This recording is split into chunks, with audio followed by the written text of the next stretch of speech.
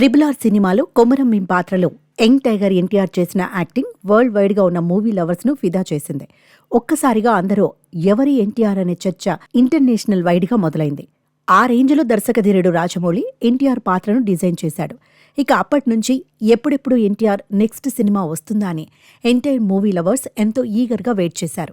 సరిగ్గా అలాంటి టైంలోనే పక్కా ప్రణాళికతో దేవరను బాక్సాఫీస్ బరిలో దించాడు యంగ్ టైగర్ ఎన్టీఆర్. త్రిబుల్ ఆర్తో 1000 కోట్ల క్లబ్లో చేరిన ఎన్టీఆర్ దేవరతో బాక్సాఫీస్ వద్ద 600 కోట్ల వసూళ్లను రాబట్టాడు. నిజానికి ఎన్టీఆర్ కెరియర్లోనే మోస్ట్ అవైటెడ్ ఫిల్మ్గా నిలిచింది దేవరా మూవీ.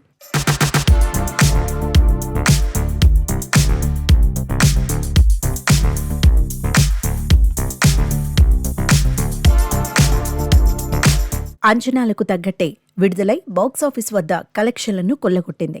ఇలాంటి దేవర సాధించిన మరో అరుదైన ఘనత గురించి తాజాగా ఓ ఇంట్రెస్టింగ్ న్యూస్ బయటకు వచ్చింది. వారం రోజులకే థియేటర్ నుంచి సినిమాలు వెళ్లిపోతున్న ఈ రోజుల్లో యంగ్ టైగర్ ఎన్టీఆర్ నటించిన దేవర సినిమా చరిత్ర సృష్టించింది. ఆంధ్రప్రదేశ్లోని కొన్ని థియేటర్లలో 100 రోజులు పూర్తి చేసుకుంది. తూర్పుగోదావరి, మండపేట, గుంటూరు, చిత్తూరు, కల్లూరు ఏరియాల్లోని థియేటర్లలో విజయవంతంగా 100 రోజులు ఆడింది. ఈ రకంగా దేవర ట్రెండ్ సెట్టర్గా నిలిచిందని చెప్పాలి. మరోవైపు దేవర సినిమాను జపాన్ దేశంలో మార్చి 28న గ్రాండ్గా రిలీజ్ చేసేందుకు మూవీ మేకర్స్ రెడీ అవుతున్నారు.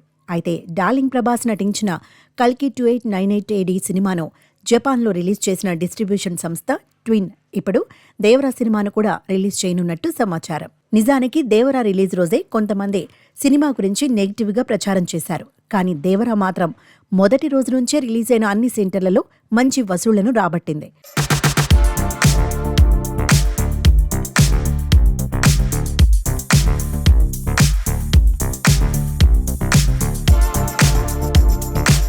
బాక్సాఫీస్ వద్ద దేవర అరాచకం చూసి సినీ విమర్శకులు సైతం ఆశ్చర్యపోయారు. దేవరలో young tiger acting, action scenes, songs audience ను తెగ ఆకట్టుకున్నాయి. ఇక దేవర కూడా త్రిబుల్ ఆర్ రేంజ్లో సక్సెస్ కావడంతో ఎన్టీఆర్ వీరాభిమానులు తెగ పండుగ చేసుకున్నారు. దేవర సినిమాలో ఆయుధ పూజ సాంగ్కు థియేటర్లలో అభిమానులు చిందేశారు. ఇక తాజాగా ఇప్పుడు ఈ సినిమా జపాన్లో రిలీజ్ కానున్న విషయం తెలుసుకున్న ఫ్యాన్స్ ఓ రేంజ్లో కామెంట్స్ చేస్తున్నారు. దేవరా మూవీ చూశాక జపాన్ మూవీ లవర్స్ ఎన్టీఆర్ నామాన్ని జపించడం పక్కా అంటున్నారు.